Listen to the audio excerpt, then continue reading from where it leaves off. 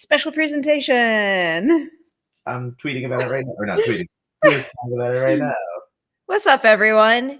I don't think we've ever gone live on I was about to say on a Tuesday morning, but I don't think we've ever gone live on like a workday morning.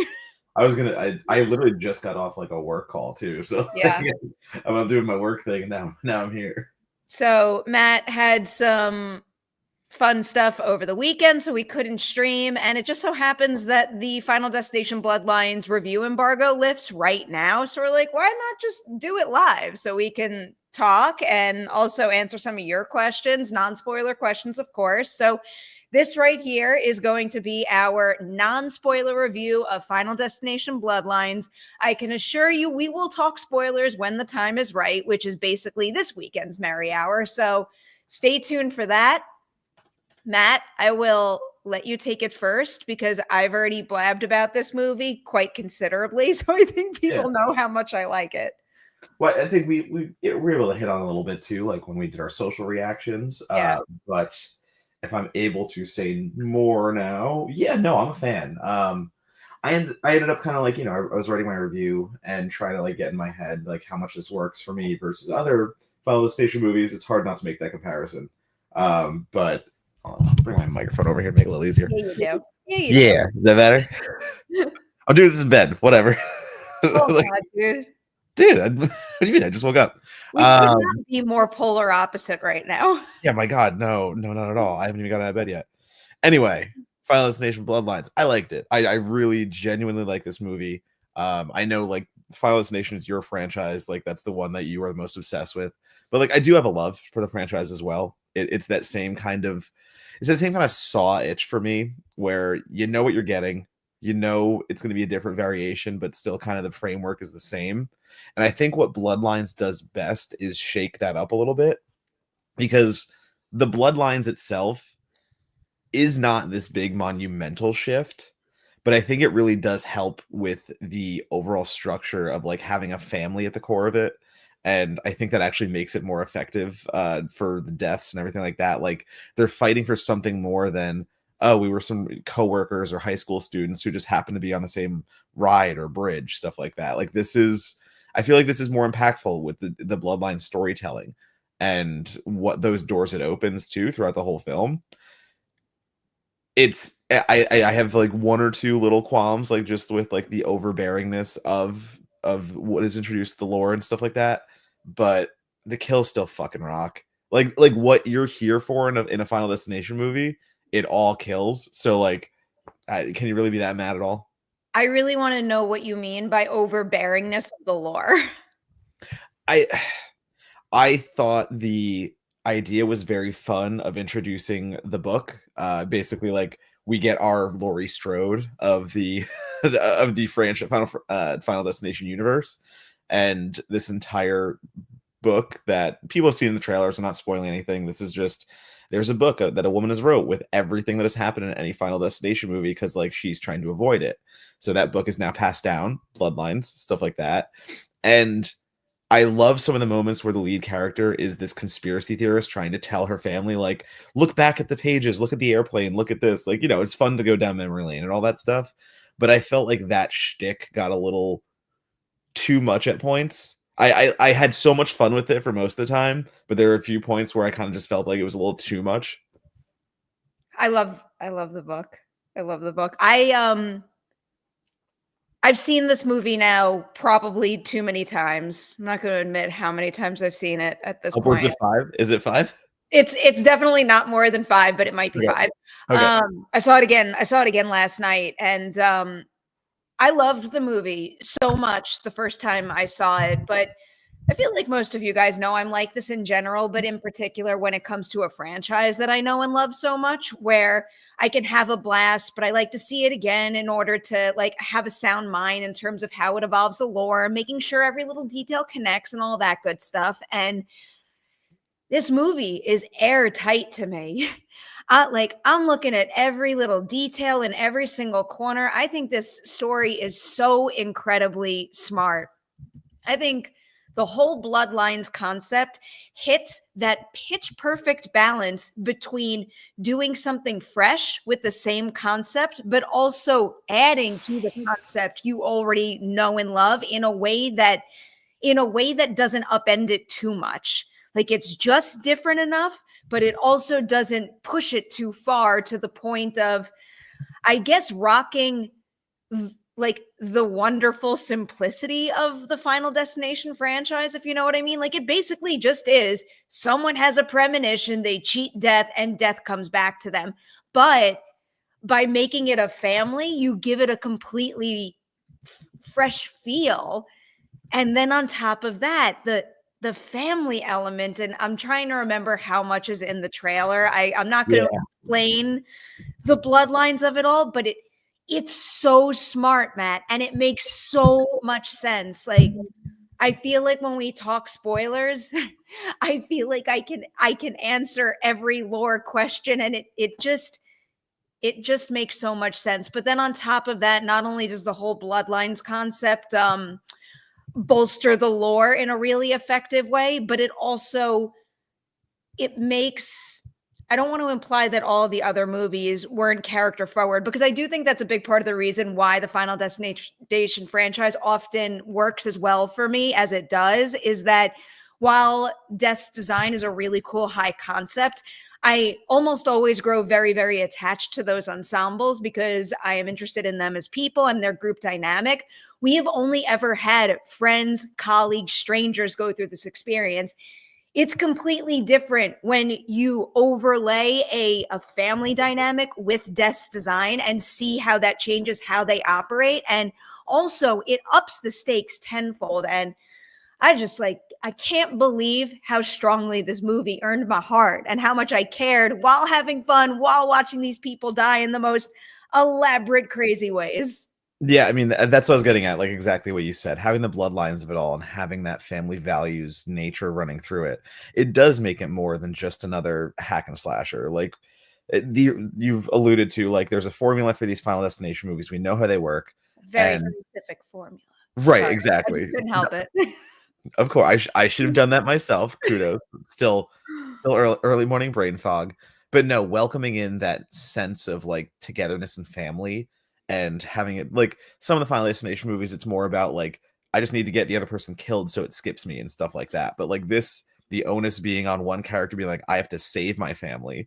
And the other characters, again, being of blood relatives. So like there's so much care put into that. I felt it for a lot of the movie. Again, I think some of the family values arcs fall a little flat for me too. I don't find some of the scenes particularly emotional investing, but then again, we're here for a Final Destination movie, so like I'm still having a blast with the entire thing.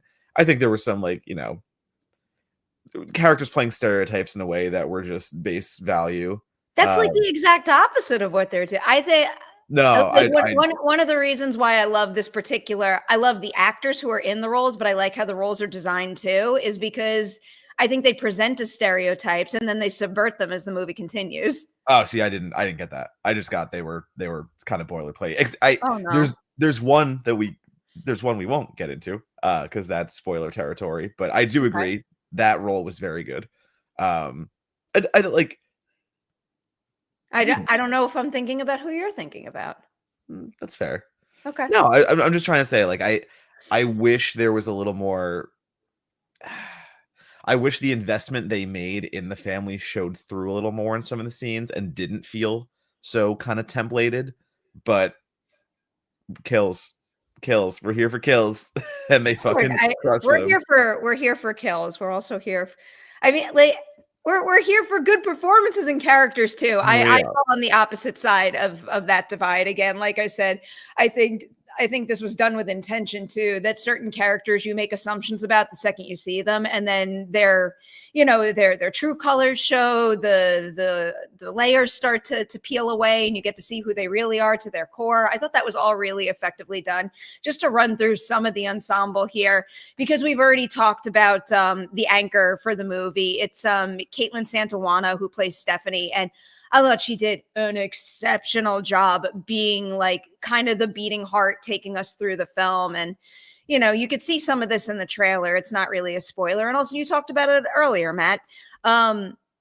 I want to use the phrase exposition dump because that's what we frequently call it, just to get the point across quickly. But it's probably not a fair descriptor because, one, it is very well written. And I think what she does with it as an actor makes it not what you would think when you call something an exposition dump, because, one, it's getting across some very necessary and interesting plot points, but also I think she brings an energy and she brings an energy and urgency and a natural feel to it where it feels very true and in world. And even though it's kind of a break between the big bombastic kill scenes, she makes sure that the movie never loses its energy. Actually, that's another point that I should make. So you just said this before. You come to Final Destination for the kills. I slightly disagree with that statement, but I know a lot of people share your same opinion. I think one of Final Destination Bloodlines' greatest assets is that it's got a stronger sense of humor than most of the other movies. And I think that strong sense of humor mixed with the charm of these characters and their family dynamics ensures that there isn't a single lull throughout this film.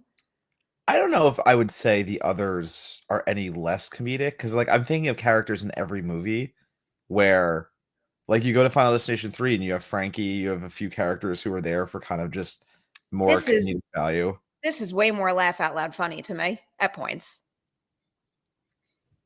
I'm trusting your judgment because I didn't do a full rewatch before I did this, but like I don't know, I'm thinking back and I find a lot of humor, like PJ Burns' character in 5, like his death scene is very funny and also graphic. Like no, I'm not saying that there is no humor in any of the other movies. I do think it's more pronounced here, and I also don't want to say that in a way that makes someone think that, I mean, they are going for laughs, but they're not overtly going for the laughs. Like, no, I think the laughs come from just like, again, natural and good delivery, and also good timing, both by the actors, the directors, and in the edit.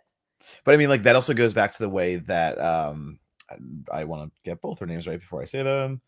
Zach Lipovsky and Adam Stein, the filmmakers, like their sense of humor is running through Bloodlines. Like you are correct. I think you look no further than the needle drops. I mean, they put every needle drop possible in to be like, oh, this is a cute, adorable song. Let's connect it to a grisly death and do it that way. I mean, you go down the list and there is every song with a vague connotation of death is playing in Bloodlines. And I like it, again, that is adding to the funniness. Like raindrops are falling on my head as something is falling, let's say. They knew the exact type of movie they were making. I said this when their hiring was announced, and now having seen it, I feel the same exact way. I think they just knew exactly what they were making. They poured everything they had into this movie, and that's why it's so damn good. Mirror Domains, like I said before, I personally think the pacing is impeccable. I think it's impeccable for loads of reasons. How good the set pieces are, the charm, the humor, and the heart of the family, so that I enjoy the in-between moments. There's like, I could go on and on. I feel like every single aspect of a film production contributes to good pacing. I was gonna say, I want to call this out specifically because this is the longest Final Destination movie by at least 20 minutes. Like this one is exponentially longer comparatively to the other Final Destinations, and it doesn't feel like it to me. Like this, it did run through pretty well. I don't think there's really that much lag and that much fat on the film where like you will notice it. But I think it is worth noting that like this almost is 2 hours. This is an almost 2-hour Final Destination movie when some others have been 80 minutes, like trimmed down to that. So I think that does connect to what you were saying, Perri, with like they have more to talk about with the Bloodlines and the family aspect of it all, and they do want to go deeper into it. And while I might have had my complaints, I think it does not affect pacing. I think this movie does have a really good through line, and it pulls you through. Like it's having fun in ways that, man, I want to mention that first trailer again because we all saw that red band trailer and we're like, smart. Oh no, yeah, like oh no, they showed us something. Oh no, they used it perfectly. Yeah, I very, very much second that. I think the marketing in this movie has been brilliant since the very beginning. And I hope it gets all the butts in seats possible, because I think this movie deserves a lot of money. But I also think that after the fact, for anyone who's been following the marketing campaign, you might even wind up appreciating it more after you see the movie and see how smartly everything was constructed. Yeah. I saw a couple of comments there you go, That one. asking about Tony Todd. So good. Like, it's just above and beyond anything I ever could have imagined for that character in this franchise and him as an actor. It is just like such a wonderfully, like, again, like, smart as far as lore goes, Mhm. and like like beautifully effective beat. Like, I'm trying so hard to not go too far with this, but I No, thought it's the way they incorporated that character and his performance was just through the roof, next level. I called it A+ in my tweet, and I stand by that. yeah, no, I think it's very fair to say that it's a wonderfully touching farewell. And it's the situation, it's what it could be, and everyone knew the situation. So they talked about it at the Q&A of the Fangoria screening, and they said very much like everyone involved knew what was happening. Everyone involved knew where Tony was in his life and stuff like that. So they actually let him improv part of it. He says words. That's obvious. He gets a little scene, and there is a really effective part. And hearing that was Tony himself, it wasn't even like scripted. They let him go and just said, "Hey man, like this is yours. This is your goodbye. You tell the fans what you want." That really hits. That scene really hit hard. Yeah. I think if you're someone who loves him in this franchise, Yeah, loves him in the horror community, and also just anything, as a right? good person, that particular part of this movie is gonna fill you up big time. It really is something special. What's your Um, favorite? What's your favorite kill? I mean, like yeah. what's your? I've been waffling. Like I've been waffling on mine because Well, what are we counting the opening or not? we could talk about the premonition separately. I think the Oh, premonition fucking rules. So like so I'm talking like what was your favorite? like What was your favorite kill? I'm afraid to say anything. I don't You want to don't you don't, spoil it. you don't have to go too deep into it. I'm just curious. You have to detail I don't it. even I don't even want to like reveal a setting. It'll tip someone off. I mean, I think There's we've already seen a lot of this I was stuff like in the most have been trailers tipped and off. stuff. Yeah, most have been tipped off in the trailer. Tell Again, me. I'm afraid. Tell me yours. I know what I know what mine is. I think there's an obvious one that a lot of people are going to take. Yeah, I think mine might be the obvious one. I think mine might be the garbage truck. Hey. It's just again, I'm not going to say what it is. All I'm going to say is that it's really effectively there's those kills that you see on screen in movies that they have to cut away from because they can't do the effect in full. And this is one of those ones that I was worried they might cut away from at a certain point, and they never do. You watch the terrible thing happen in real time, and I think for It's very pulling that effective. off with as seamlessly as they do, it's a silly kill. Do not get me wrong, but at the same time, I think for the I got to go for like the way that Stein and Lipovsky work with visual effects and practical effects. Like they're so good at the digital that they're able to amplify their usual effects with like the post-production touch-ups. And I think that was really killer for the garbage truck. So I know it might be unpopular, but I think I might take the garbage truck. Okay. I respect that choice. I was just also Googling just to make sure that people phrased it in a way that aligns with what I'm about to say, Yeah, because yeah, it was the CinemaCon scene that they showed. It was the yeah, MRI material. And like, one, I think that plays incredibly well in the movie itself. And obviously, I've done a lot of interviews over the past week, and talking about what it took to pull that scene off has only like upped my appreciation and just enthusiasm for what they were able to do with certain yeah. horror movie making tricks. I think that's an especially good a good set And piece. that one is very good. I mean, That's the one the that I think piercings. people are going to walk away being like, Yeah, that was probably the favorite. the fucking piercings. It's so good. It's everything about it is so funny. Well, I mean, I'll use that as an opportunity to shout out some of the other cast Yeah. members here. You said piercing, so I'll go to Richard Harmon, who plays Eric. he is really good in He's this good, movie. I yeah. think he is just a prime example who like takes what's on the page and just totally makes it his own. And there's so many moments in this movie where I have learned a lot of some of the most memorable lines from him were improv. But Those were I improv don't know, too. just on top of that, like everything about the way he carries himself as Eric, as everything about the way he like delivers his lines, all the personal creative choices he's making, you could just totally tell are him making the most of what was on the page. I was so impressed by his work. Yeah, like, I wanna talk about that because, like, I don't know if we can, but, like, the way that the movie uses the family, but also uses the Final Destination template of there are rules that must be followed, and there are rules that Death has, and Death is doing things for a reason. And I think Richie is the prime example, the character you're just explaining, of Eric, like, did you just nickname the actor? oh, Eric, sorry. I don't know why yeah, my bad. Got that in my head. No, sorry, Eric. Because without saying too much, like, he does think he's safe for a little bit. And I think that it influences the performance in such a really fun way because you have this character who, for all intents and purposes, is like, I don't gotta worry about Death anymore. It's fucking great. While everyone around him is still in Death's target.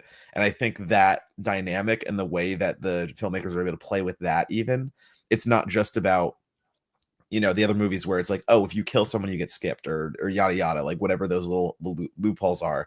Like, we actually have someone in this movie that like does get quote unquote skipped in a way that I won't go deeper into because that's more spoiler territory. But I think it's really fun, again, like you said, just going back with the family values of it all, because it not only does it give us like clear rules of why it's happening, but there are interesting little ways that we find out things about the characters It's throughout the process. It isn't, it's pretty, I know we kind of said this, so I might sound like a broken record here, but it is pretty incredible how the family dynamic aspect completely shifts the feel of a Final Destination movie. And also, one of the reasons why I've always loved this franchise is because it's one of those franchises with the power to make you wonder, like, what would I do in that situation? How would I try to like crack the code and save myself and the people that I was with? And it really does put an interesting spin on this scenario when the person at the core who is trying to get everyone around her to believe, she's not trying to convince friends or strangers or colleagues. She's trying to convince her own blood. She's trying to convince her own family. And by doing that, it almost has like this spider web effect where like that core convincing is immediately attached to everything that family has been through, like in recent times, like years and years ago. It's just Yeah. like to again, I don't want to understate how much like fun this movie is because Yeah. it is perfect Final Destination fun. But the whole Bloodlines concept does really smartly delve into, like generational trauma and the stuff that we inherit from our parents that like we're shackled to no matter what, even though those weren't our decisions. It's a really smart way to have a good time while also having some like meat on this story's bones in a fresh way. Well, Can and we I mean, go for it? I was going to move on. So if you have something I on was that too. point, No, I'll I was stick gonna with say, it. let's talk about that fucking premonition. But okay. So here's one of the first things that I really want to first off, the premonition is It's friggin' so good. awesome. It's Like so good. and also because I already see a couple people asking, Yeah. and I've already admitted I've seen this movie too many times. I am well at the point where I'm very comfortable ranking the Final Destination movies. I promise I will do that at the end of this episode. But Okay, I I can do that. also do think this is one of the absolute best premonitions we've ever seen. The production value of that sequence does not get higher. But because we were talking about the cast before, round of a fucking applause to Brec Bassinger. That is a lot of heavy lifting. It's a lot of heavy lifting, yes, stunt wise, but a big part of the reason that sequence is so damn powerful is because Brec and Max Lloyd Jones like earn your heart so quickly. They make you so invested in their relationship. I was so impressed by that. No doubt that bolstered that opening sequence tenfold. Yeah, no, it's the production value alone you can't ignore because Number one, I just fucking hate heights. So like for me, just the idea of being on a tower like the Toronto Tower or like the Seattle Space Needle, like those kind of structures is nerve-wracking enough to me. And so to watch like every nightmare I've ever had come to life, it is just something that you can't replicate. Like again, for the log truck in Final Yeah. Destination 2 and why that's so iconic, because I think for a lot of people that is relatable. Where this for me is like the most relatable one, just standing over that glass on dance floor and having it start to crack.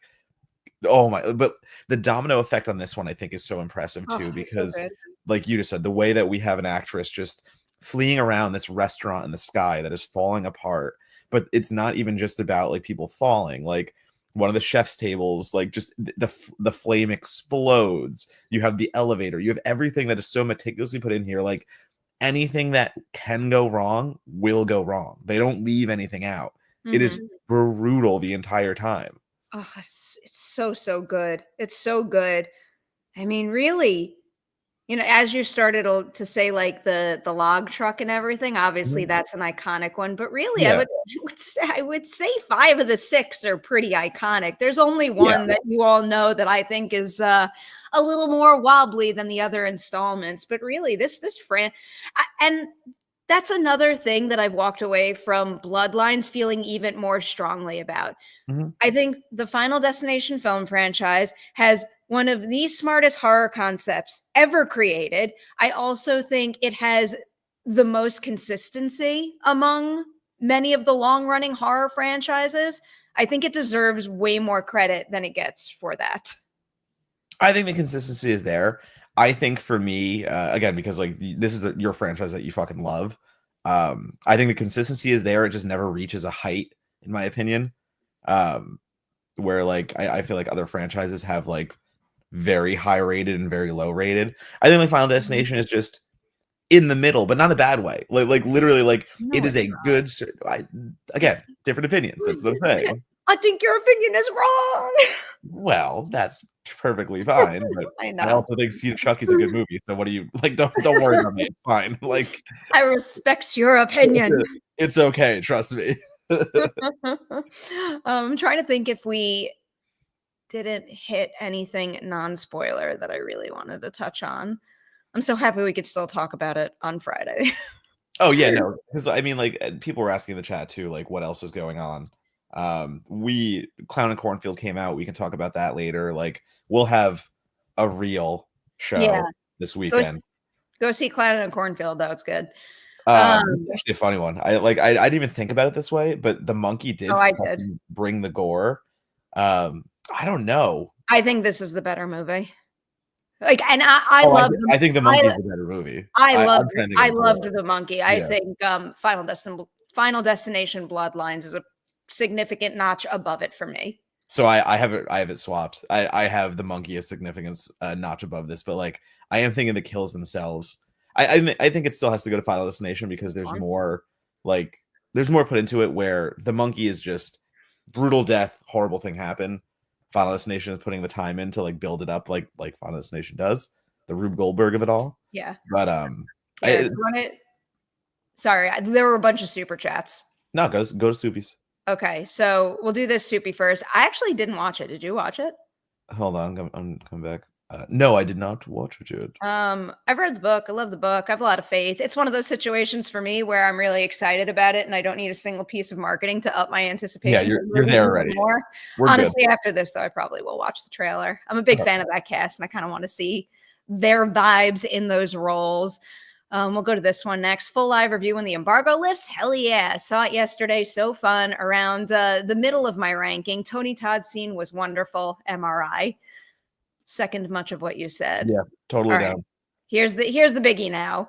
Actually, before we even answer Wiley's question, should we score this movie? Yeah, we can do that if you need to. I will happily go first. And I just love saying a score like this and feeling so confident in it. Giving Final Destination Bloodlines 4.5 Deweys out of 5 on the Dewey Decimovie scale. I adore this movie. I have been saying I've had faith in Bloodlines ever since Zach and Adam were brought on to direct the movie, but the final product has so far exceeded my expectations. I truly never could have imagined I'd get a Final Destination movie that evolves the franchise lore in such like a smart and effective way. I am so impressed. Also, another thing I like about the Final Destination franchise, and I will admit, all movies don't need this quality. It is something that I tend to appreciate. So I like that these movies have this. I like when that insatiable itch to rewatch a movie creeps in. I've had that with almost every single Final Destination movie. And the fact that I walked out of my first screening for this one and needed to see it again and again and again. And like last night, I had already seen it quite a few times and it still plays just as good. And it left me with one of those feelings where when I'm sitting in the middle of a crowd who hasn't seen it, like I'm excited to re-experience moments, but I'm just so excited to see the reaction everyone else is going to have to my favorite moments. And then when they have those reactions and you're sharing that feeling together, like there's no better feeling when going to the movies than that. So 4.5 out of 5 for me. Yeah, this is a solid 3.5 for me. It's good. I had everything. I had fun with it. I love the kills. You were more invested in the emotional storytelling than I was. I think that's the real differing factor here. But once again, as someone who likes the Final Destination movies and would watch them over and over again, I do think they found really good champions moving forward with Lipovsky and Stein, where if they are to make more Final Destination movies, like I would love to see them return because they have the right sauce. Like the ingredients are there. They know what this franchise needs. They know what it's about. They know how to play with it, obviously in an inventive way, but also deliver the hits. So like all that stuff is there. I wish some of it was a little stronger in my opinion, but still, like at the end of the day, 3.5 is still exactly what you're going to the movies for. Like you want to see that premonition on the big screen. You want to see all this stuff in as loud as possible. You know, this is one of those good like Friday night horror night movies when you take your friends or a date and you just get some popcorn, like you said, and hang out and watch a fun horror movie. That's Bloodlines. Go see it in a packed house. All right. So then I saved Wiley's for last. Could we get a ranking of the Final Destination movies? Mine is from fave to least favorite. 5, 3, 1, 2, 4. Can't wait for the new one on Thursday. Do you want to take this one first? Man, I really need to do a rewatch because I'll happily do it with you. Yeah. I've seen them all. I've actually seen them all multiple times. I have. It's just for ranking purposes. I wish I rewatched them recently, but like I still think it goes for me 2, 3, 2, 3, 1. 2, 3, 5, 1, 4. Okay. Wow. Okay. I'm surprised to hear. I'm surprised to hear one as low down as it is. Wait, this is 6 though, right? It's a 6. Okay, wait, I have to add 6 in there. Wait, that's my bad then. So it would be you established your baseline. 2, 3, 6. No, fuck it. 2, 3, 6, 1, 5, 4. That's where it is. 2, 3, 6, 1, 5, 4. Okay. There. All right. I respect it. Before I even give my rankings, I do want to say that I love 1, 2, 3, 5, and 6. And I would not be surprised if their rankings changed given the day, my mood, whatever I wanted to watch at the moment. The only movie in this franchise that I think is on the weaker side, because to me, it felt like it prioritized 3D over telling a good story, is Final Destination 4. So that being said, that is always at the bottom of my list, and I don't ever see that changing. Going back to the top now, my top is often Final Destination 2. I have a major soft spot for that movie. And then right behind it is 1. I am not ready to put 6 above those movies because I've got 20 plus years of history with those two films. I watch them obsessively. They are two of the movies that I guess kind of taught me the value of a comfort horror movie, if that makes any sense. I think about that a lot. And honestly, when I'm in a bad mood, I usually put one of those two movies on. So I'm going 2, 1, then I'm going 6. And I'll put 6 that high because, again, I think it embraces and respects what came before it so incredibly well. It evolves the lore in a really smart and airtight way, and it also has an incredible amount of heart to it. I would not be surprised if over the years that crept up. Behind that, I'm going to put 5 because I think the end of 5 is one of the most like holy shit reactions I've ever had in the theater. I feel like with stuff like that, usually you see it coming. I did not see it coming, and I thought it was so, so smart. Yeah. Then I will put 3, which I still love 3, and it's got some of my favorite kills in it, but Yeah. I'm putting it lower for those particular reasons, and then back to the bottom is 4. But that's where I am at this point in time.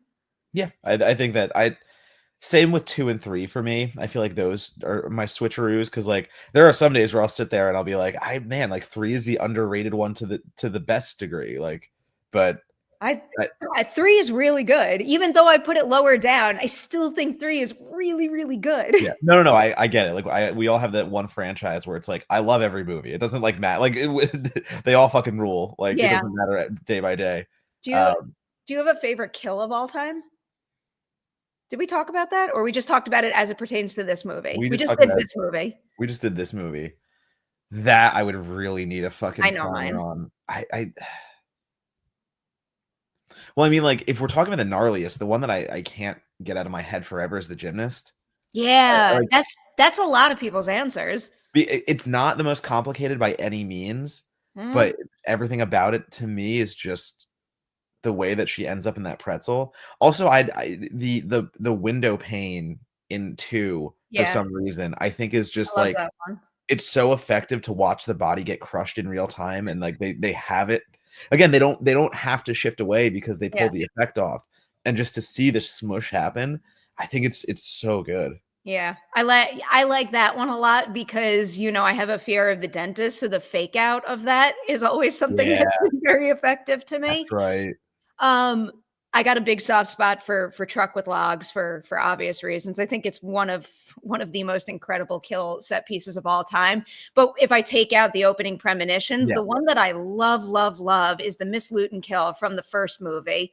It's just like it's basically like a home invasion slasher scene, but where death is the slasher and death is invisible. I think there's so many like smart design choices in that too, where they're basically cluing you in on exactly what's going to happen every single step of the way. It's a perfect use of the Final Destination song in that moment. And I love how it ends in a way that Alex is framed. I think every single layer of that particular sequence is genius horror filmmaking, really. I mean, like the tanning bed is one that that's another iconic one. I quite like the tanning. I really could go on and on. I love the tanning bed. I love the man with hooks kill from 2 also. That's another one that's weighed on my mind quite heavily over the years. You know what? Like, man, like 2 might not be the most complicated with kills that like so good. But like every one of them I still remember so much. There's when she's in the car and they're doing the jaws of light, I think about that all the time.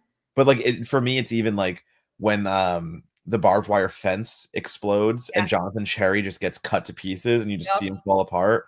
Or as simple as everyone has the log truck as they're like, oh, when I see a log truck when I'm driving, that's where my brain goes to Final Destination. For me, it was living so long in New York City and the fire escapes. Yeah. Like, for me, it was like the fire escape. Like I wouldn't walk under fire. In an interview this week. Yeah. I said that to one of the producers of the movie, and he goes, "Don't worry, as long as there's not spaghetti underneath, you're not going to trip and fall, and it won't happen." I'm like, "Good, I could sleep easy." Wait, yeah, but New York City, there's spaghetti everywhere. One more shout out from the first film. I also think the Todd kill at the beginning of the movie is a very, very underrated set piece where like the entirety of it happens in a bathroom, and there's something so disturbingly grounded about that particular sequence. And also, like, again, it's like a version of like death framing a death as something other than what it actually was, which pretty powerful stuff. Can I tell you a hilariously very quick story? Let's hear it. There's a group of my friends that I grew up with in high school who think Final Destination 3 ends with them not going on the roller coaster. because the DVD had this Oh, awesome choose your own adventure yeah. thing, I remember but that like DVD. I didn't know you could just make them not go on the roller Yeah. coaster. So like I picked like I was like, oh, what do you guys want me to pick? They're like, oh, pick that one. So I pick it. And it's like the group does not go on the roller coaster. You've saved them all, and the movie ends in like 15 minutes. And they're Yeah. like, all right, cool, so it's over. And I'm like, no, that's not how it's supposed to happen. Let's go back and redo it. And they're like, no, we're not doing that again. I was like, Oh, so literally, like, there's a group of people out there who just think Final Destination 3 ends with them not getting on the roller coaster and everything's fine. yeah. I mean, now that you brought up Final Destination 3 again, the nail gun scene in that Oh, one that's is great. Yeah. also so good. Again, there are so many good ones, and again, the power of this franchise is very prominent by the way we're talking about all of these. But I think again, there are some kills that go a little more in depth, and there are like with the intricacies of like rigging them all up. And there are other ones, like you said, like some are just a splat, just a little. And that's all you need. You just need one. Man, but they're both equally effective. There's no better by how long it takes, like the acupuncture one or stuff like that takes forever. But LASIK is oh, pretty the laser, brutal. absolutely, Brutal. yeah. I will just we could wrap with this, but I really think that the creative possibilities with this franchise are endless. And I think this franchise could justifiably go on and on and on far longer than maybe certain other iconic horror franchises. Yeah. I will say though, clearly I love Final Destination, and part of me does not want to wait 14 years for another movie, but admittedly, if I had to wait 14 years to ensure we got another installment that is this good, I would happily wait. I want a Final Destination 7, but I also really appreciate the time that this team has taken in order to make sure that they do it well, and that they're building this franchise in a way that is that embraces what came before it, but is also smart in terms of how it enhances and evolves it. So I don't mind if they take their time. Yeah, it has a little bit of that like Scream franchise effect to me, where like Scream 1 and then 2 and 3 happened so close after. Like there wasn't a lot of time for reinvention. There was a lot of just like, let's just continue the story and do what it is. And then they take all that time for Scream 4, and it's like you're coming back with a vengeance. You really have to make like a big prominent mark, but also it gave them so much time to reflect on horror and how it's evolved and really hit that home. And I think Bloodlines works in the same way with that 14-year gap, because you were able to breathe, get away from the franchise and what had been done over and over again, reinvent, but also again, like you're coming back with a statement maker. Like if you're coming back 14 years later, you've really got to have a reason to make people care about your franchise again. And I think that kind of circumstance really did help Bloodlines. I think that's what kind of got us what we got. I think this movie is going to do so well this weekend. I think it was already in a good position before the early reviews and reactions came out, but now that everything seems to be hugely positive, I think that's just going to really kind of send its numbers through the roof in a special way. Or at least that's what I'm hoping. One other thing. If anyone is able to go on that truck, it's obviously not a video game, but I'm not going to spoil what the activities inside are, but it's a pretty cool in-world experience. That's cool. I'll tell you about it after, but I won't spoil it just in case anybody here is going to go do it. Okay. So that's it for this non-spoiler review of Final Destination Bloodlines. Hope you all enjoyed it. We'll save more football talk, Caleb, for whenever we go live. I mean, I'm sure we're probably going live on Friday. Yeah, we can do Friday. We just have perfect little plans after. Yeah. I know our plan after, but it'll work out. We'll talk more football Friday night. I have to go look at all these schedule updates now. Got to figure out which Jets game I'm going to go to. Got to figure out which Texans game we're going to. I'll go to any game you want, Matt. They're in LA twice. We get both LA games. I'm so excited. I'm so excited for the football season, and I'm so excited for everybody in the world to see Final Destination Bloodlines. That's it for us today. Do you want to do brief plugs before we sign off? Yeah, I think that can only help us. You can find me at Donato Bomb at Blue Sky, Twitter, or no, I fucking every time. I don't know why my mouth wants to say it.